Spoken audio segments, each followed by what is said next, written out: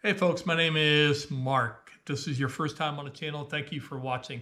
So I'm shifting gears just a little bit today, and I want to take a few minutes just talk about some of the military benefits that are available to active duty folks, veterans, retirees like myself of the armed forces that you may or may not be aware of. So I just want to walk through those real quickly and pass on some of the information and maybe help you save some money as well.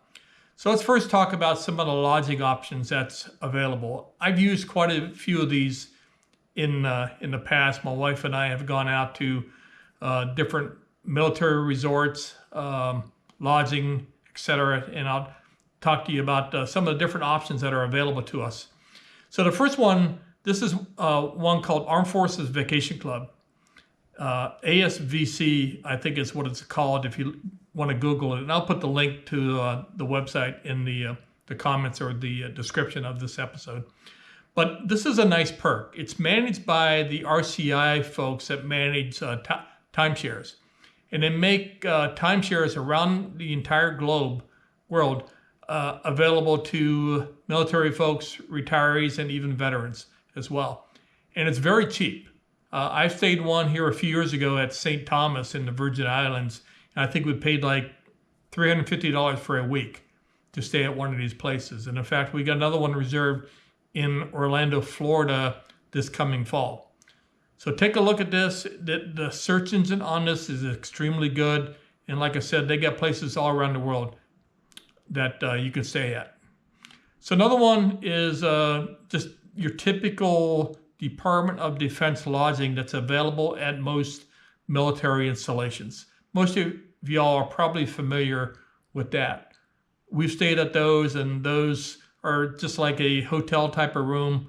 They're very clean and very affordable. Typically, the ones I've stayed at are around $50, $70 or so per night. So that's another option. Here's another one that we have stayed at, my wife and I have stayed at.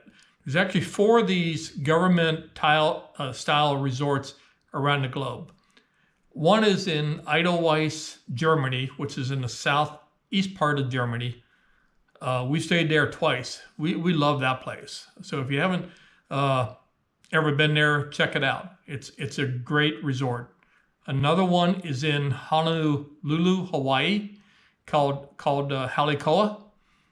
We plan to stay there here. I think we're going there in January of next year. At least we got plans to go there. That's a nice resort as well.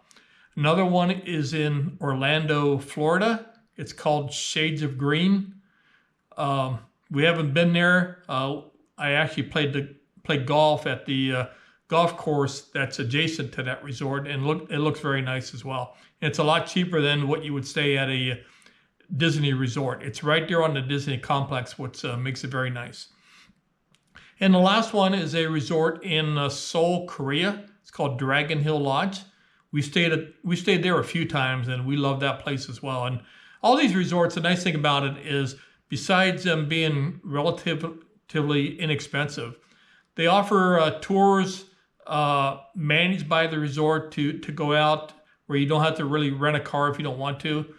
They'll have tours from the resort that you can sign up and go visit different places around the surrounding area from that resort via a tour bus. So that's a nice perk as well. And all these places also have restaurants, BX or PX facilities within the resort, which also makes it nice. Another lodge type of facility that I want to make you all aware of.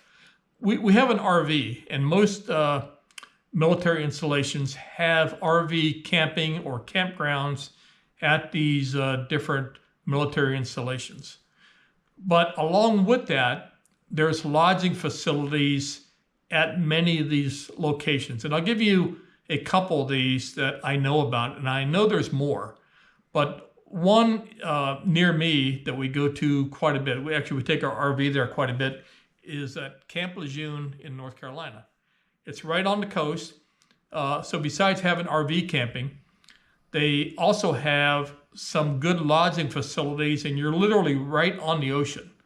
You're a few steps from the ocean and you're a few steps from the Intercoastal Waterway.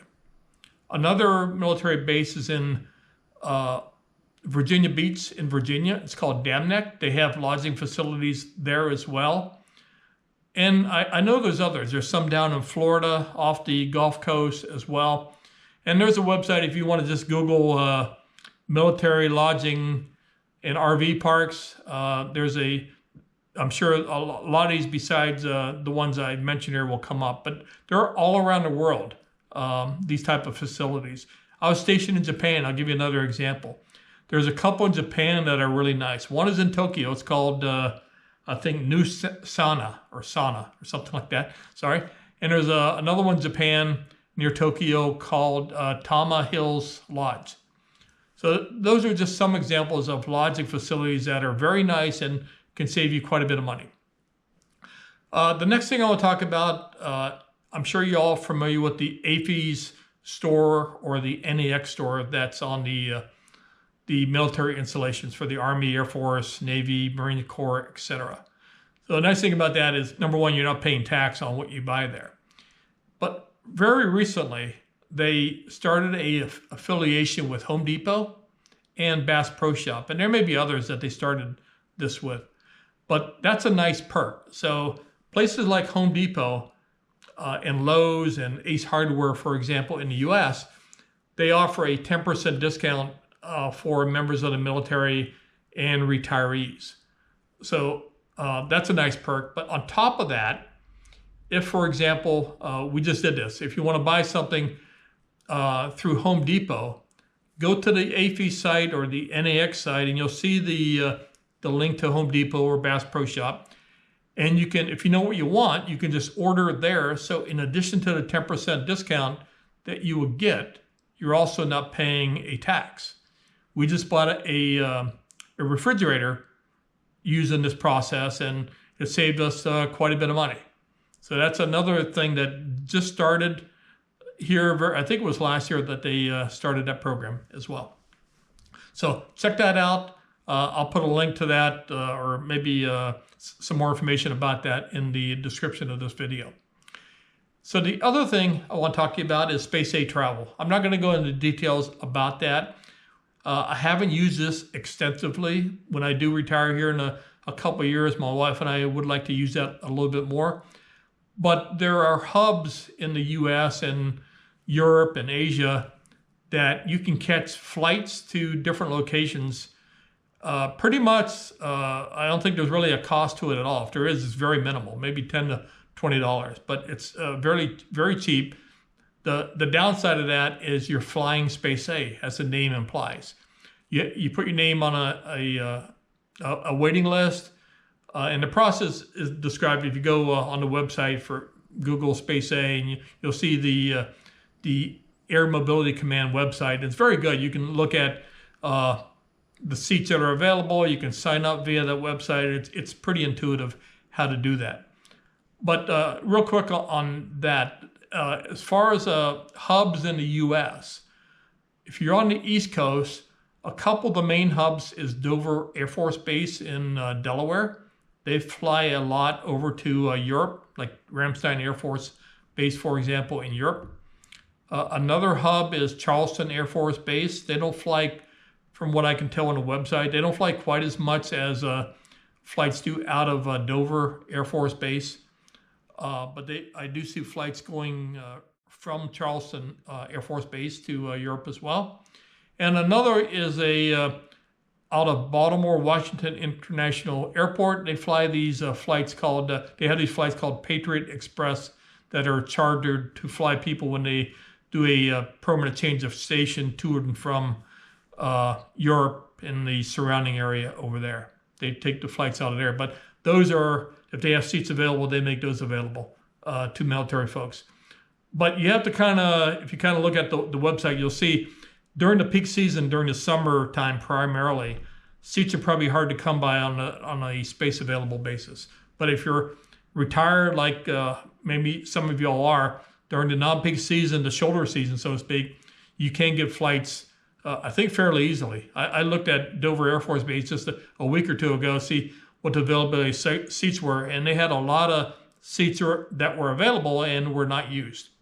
On the West Coast, a hub is Travis Air Force Base, flying to the Pacific, such as even Hawaii, flying over to that area, but also over to Japan, Guam, Korea, etc. That's one of the main hubs going in that direction. And they also have a flights as Patriot Express going out of the Seattle-Tacoma International Airport. They have flights going out of there as well. The best advice I can give you is just go to the AMC site. You can Google that, and you can do some research on your own. But that's a nice perk. Certainly save you a lot of money as well. The other thing is when you're out there looking at hotels and car rentals, a lot of companies don't maybe advertise this, but always ask, do you offer a military discount? If you're active duty, a veteran, or retired like I am, a lot of places may not advertise this, but if you ask, a lot of people do offer that. Which kind of leads me to my next area, which is around restaurants and auto parts stores, etc. A lot of restaurants offer that, and again, they may not advertise that, but certainly ask if they offer military discounts. I would say, I always ask this, but I would say probably 75% of the time, restaurants do offer that. In fact, there's a restaurant near me. It's a wood-fired pizza place. They offer 50% discount to military folks and retirees, which is great. And I talked to the owner one time about that. He said he was in the military, and he said that's the least he could do. So ask. Auto parts stores like Advance Auto, AutoZone, they offer 10% discount. I'm sure most of you are familiar with that. So take advantage of that. The last category is around medical. So if you're near a military medical facility, take advantage of going there and having your prescriptions filled, depending on what they cost.